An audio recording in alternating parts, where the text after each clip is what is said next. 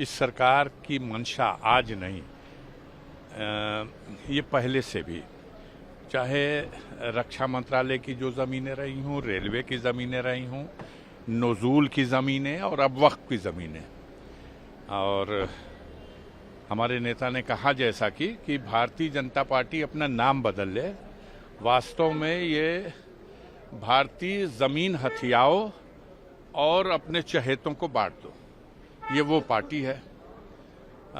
जिन लोगों ने जब भी अपनी ज़मीनें अगर दान दी हैं और तो उनका मकसद ये रहा है कि हम ये ज़मीन दान देंगे और इसका हमें पुण्य मिलेगा।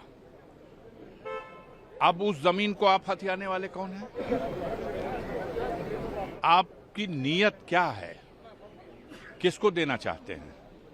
हमारे देश में ये चलो ठीक है, मुस्लिम वक्फ की ज़मीनों के लिए आज विषय है। कल इनकी नीयत खराब हो सकती है। जो बड़े बड़े मठ हैं, 400-400 बीघा, हजार बीघा ज़मीनें हैं।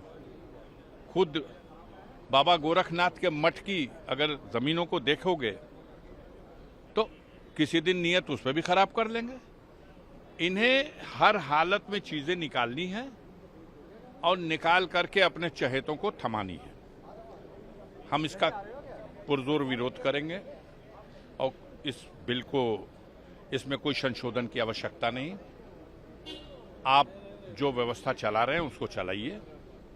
देश की जनता को गुमराह करने के लिए, महंगाई पर, बेरोजगारी पर ये जो फेलियर हैं उसका ध्यान हटाने के लिए आप ये सब कुछ करना चाहते हैं। आप क्या ये माने अफजाल साहब कि इस बिल के संशोधन के जरिए एक मुस्लिम पे टारगेट भी है और आप चाहते हैं कि जो मठ है उनके ऊपर भी ऐसा संशोधन? आगे चल के मैंने कहा, इब्तदाए इश्क है रोता है क्या, आगे आगे देखिए होता है क्या। ये लगेगी आग तो आएंगे घर कई जद में, यहाँ पे सिर्फ हमारा मकान थोड़ी है। अब जिन लोगों ने अपना दिल पड़ा किया और अपनी संपत्ति वक्फ बोर्ड में दे दिया और उसका संचालन और व्यवस्था, और वो एक ऐसी संस्था है जो हमारे संविधान के अनुसार है और उसमें आपके दखल अंदाजी की कोई जरूरत ही नहीं सरकार की। वो चुनी हुई बॉडी होती है। आप उस पर अपने प्रतिनिधि थोपना चाहते हैं। आप जनता का ध्यान हटाने के लिए रोजी रोजगार से, बेरोजगारी, महंगाई से कहीं चर्चा है? प्याज कहाँ चली गई? प्याज कहाँ है? लहसुन कहाँ है? आलू का रेट क्या हुआ? इस सवाल पे कोई चर्चा तो है नहीं। ये चाहते यही हैं, ये यही चाहते हैं।